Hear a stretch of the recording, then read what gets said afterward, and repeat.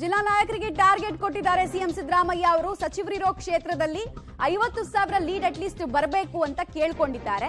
ಜಿಲ್ಲಾ ನಾಯಕರಿಗೆ ಒಟ್ಟಾಗಿ ಕೆಲಸ ಮಾಡುವಂತೆ ಕರೆ ಕೊಟ್ಟಿದ್ದಾರೆ. ಆ ಸ್ಟ್ರಾಟಜಿಗಳನ್ನ ಅದೇ ರೀತಿ ರೂಪಿಸಿ, ಜೊತೆಗೆ ದೊಡ್ಡ ಮಾರ್ಜಿನ್ ನಲ್ಲಿ ಗೆಲುವು ಸಿಗಬೇಕು.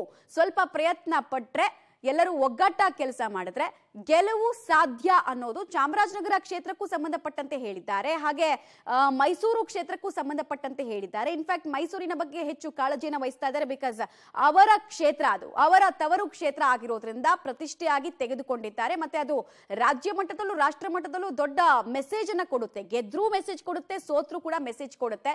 ಕುರ್ಚಿಯ ಕಂಪನ ಆಗದೆ ಇರಬೇಕು ಅಂತ ಹೇಳಿದ್ರೆ ಮೈಸೂರನ್ನ ಗೆಲ್ಲಿಸಿಕೊಳ್ಳೋದು ಅನಿವಾರ್ಯ. ಮೈಸೂರು ಕೊಡಗು ಕ್ಷೇತ್ರದಲ್ಲಿ 1 ಲಕ್ಷ ಲೀಡ್ ಬರಬೇಕು ಅಂತ ಕೇಳಿದ್ದಾರೆ.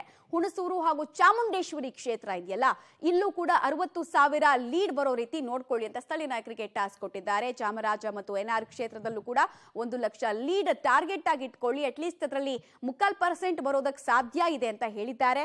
ಇಷ್ಟು ಮಾತ್ರ ಅಲ್ಲ, ಕಾಂಗ್ರೆಸ್ ನಾಯಕರುಗಳು ಪಕ್ಷಕ್ಕೆ ಯಾರನ್ನಾದ್ರೂ ಸೇರಿಸ್ಕೊಳ್ಬೇಕಾದ್ರೆ ಅವರು ಅಸೆಟ್ ಆಗೇ ಇರ್ತಾರೆ. ಅದನ್ನ ಗಮನದಲ್ಲಿ ಇಟ್ಕೊಂಡು ಗೆಲುವೊಂದೇ ನಮ್ಮ ಮಾನದಂಡ ಆಗಬೇಕು ಅನ್ನುವಂತಹ ಮೆಸೇಜ್ ಅನ್ನ ಕೂಡ ಕೊಟ್ಟಿದ್ದಾರೆ. ಹಾಗೆ ಎದುರಾಳಿ ಅಭ್ಯರ್ಥಿ ಬಗ್ಗೆ ಮಾತಾಡಬೇಕಾದ್ರೆ ಸಿಕ್ಕಾಪಟ್ಟೆ ಎಚ್ಚರಿಕೆಯನ್ನ ವಹಿಸೋದು ಕೂಡ ಅನಿವಾರ್ಯ ಲೋಕಸಭೆ ಚುನಾವಣಾ ಅಖಾಡದಲ್ಲಿ ಅಂತ ತಿಳಿಸಿದ್ದಾರೆ.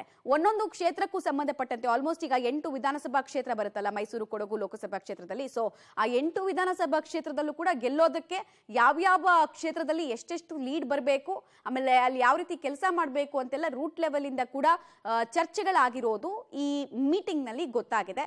ಸೊ ಗೆಲ್ಲುವುದಕ್ಕಾಗಿ ಸಾಕಷ್ಟು ತಂತ್ರವನ್ನ ಹೂಡ್ತಾ ಇದ್ದಾರೆ. ಎದುರಾಳಿಗಳ ಪ್ರತಿತಂತ್ರ ಗೊತ್ತಿದೆ, ಯಾಕಂದ್ರೆ ಅಲ್ಲಿ ದೋಸ್ತಿಗಳ ಜುಗಲ್ಬಂದಿ ಕಾಣಿಸ್ತಾ ಇದೆ. 2 ಕ್ಷೇತ್ರವನ್ನ ಗೆಲ್ಲಬೇಕು ಅಂತ ಹೇಳಿ ವರ್ಚಸ್ಸಿರುವಂತಹ ಕ್ಯಾಂಡಿಡೇಟ್ ಅನ್ನ ಕಾಂಗ್ರೆಸ್ ಎದುರು ಹಾಕಿದ್ದಾರೆ.